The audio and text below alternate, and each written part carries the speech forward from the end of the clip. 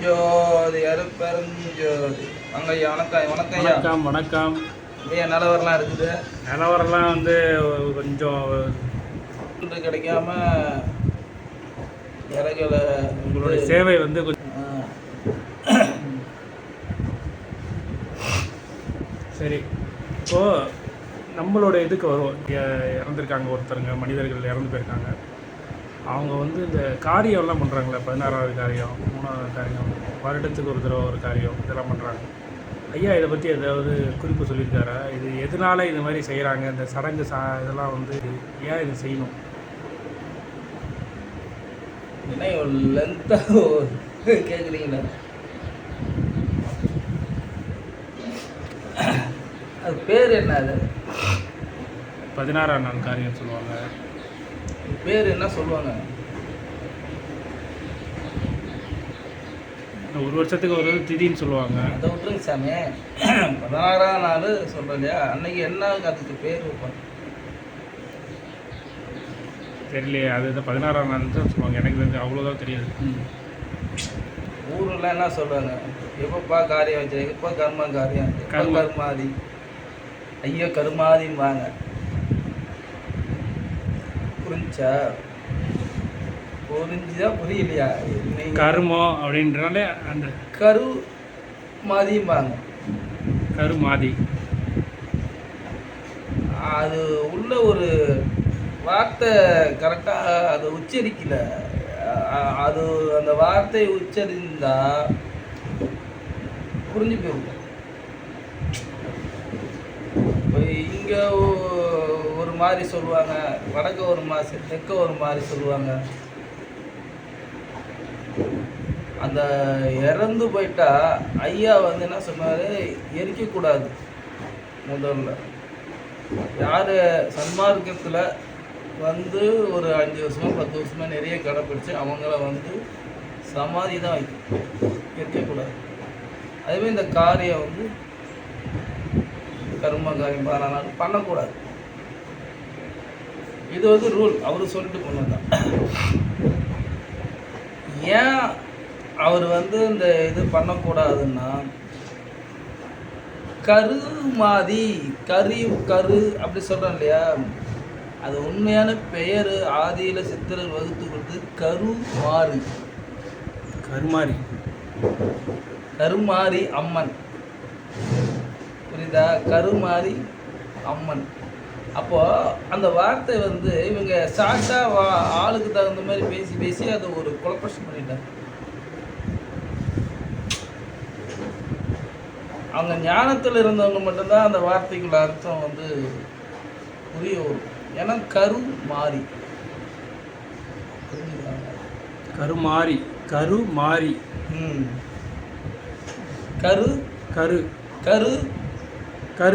கருன்னு என்ன?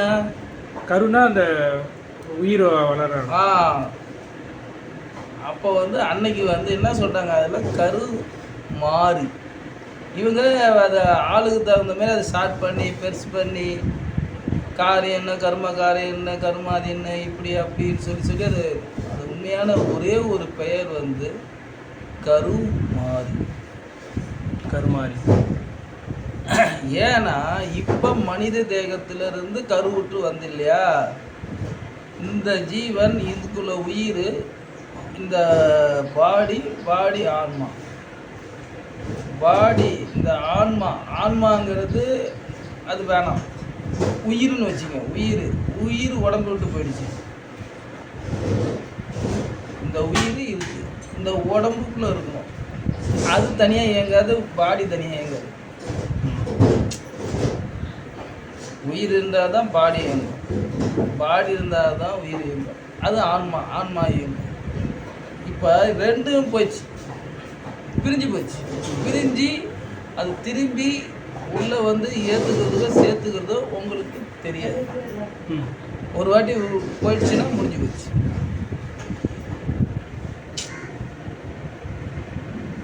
இந்த உள்ளே போயிட்டு வெளியே சேர்த்துக்கிறது யோகிகள் தான் சாத்தியம். சாதாரண மனிதர்களுக்கு திரும்பி சேர்த்துக்க தெரியாது. நம்ம அதை கற்றுக்கிட்ட சொன்னால் கூட அதை ஏற்றுக்க இவன் அந்த மனநிலையிலே இவன் கிடையாது. புரிஞ்சுதா? இப்போ உயிர் உடம்பு விட்டு போயிடுச்சு, அது ஒரு உடம்பு வேணும், அப்போ அது இயக்கத்துக்கு வரும். இந்த 10-15 நாள் பாடி இருந்த இடத்த விட்டு அது ஆன்மா வரும். அதுக்கப்புறம் நான் உடம்பு எடுத்துக்கும். இப்பைக்கு மனித தேகத்தில் கரு வந்தது இல்லையா? அடுத்தது இவன் என்ன செஞ்சான் போனாங்க வச்சு கரு வந்து மாறி போயிடும், வேற போயிடும். இதுக்காக வினை பயன் மூலயமா இனிமேல் என்ன இப்போ மனித தேகத்தில் மாதிரி நாய் ஒரு உடல் பண்ணியிருந்தேன், அப்போ கூட அது கூட அந்த கரு வந்து மாறி போயிடுச்சு.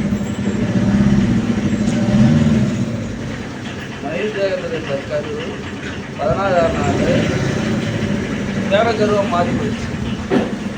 அதுக்கு அப்போ வந்து கரு மாறிடுச்சு, பிறந்து போயிடுச்சு. 16ஆம் நாள் என்ன ஆகுது? அதான் உறங்குவது போலும் சாக்காடு உறங்கி விழிப்பது போலும் பிறப்பு.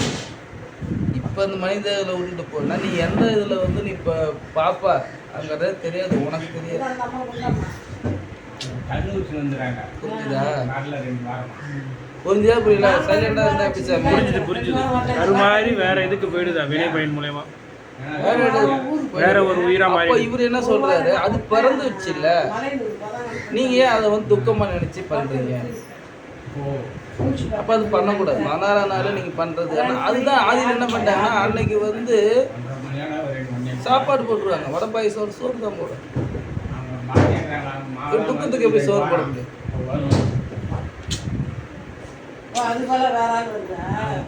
ஏதோ ஒரு ட்ரிக்ஸுக்கு அதை சரியா வந்து இவங்க சொல்றது இல்லை. புரியுதா உங்களுக்கு? அன்னைக்கு வந்து வடை பாயசம் சோறு போட்டுருவாங்க. ஆனால் இவங்க என்ன பண்ணுறாங்க, அது வந்து இந்த வீடு அந்த வீடு நாங்கள் அது ஒட்டிக்காது கிட்டிக்கணுன்ட்டு இந்த சில முட்டா மக்கள் வந்து நாங்கள் சாப்பிட மாட்டோம் அப்படி அவங்க வீட்டில் இருக்கும்போது சாப்பிடுவாங்க, அடுத்த வீட்டில் வந்து ஒட்டிக்குமா. அவங்க வீட்டு வந்து என்ன பண்ணுவேன் அது சொல்கிறது இல்லை, அப்போ தெரியாது. அது வந்து இது வந்து இந்து மதத்தில் சொல்லப்பட்டது கரெக்டு, அது தப்பாக வந்து போயிடுச்சு. கரு மாறி கரு வந்து மாறி 16 நாள் கரு மாறி போயிடும். நீ மணி உடம்பை விட்டாலும் மனித தேகம் வேணுமானால் யோகம் வேணும், ஞானம் வேணும், அறிவு வேணும். தெரிஞ்சா அடுத்த மனித பிறப்பு கிடைக்கும், இல்லைன்னா எந்த பிறப்பு கிடைக்கும் உனக்கே தெரியும்.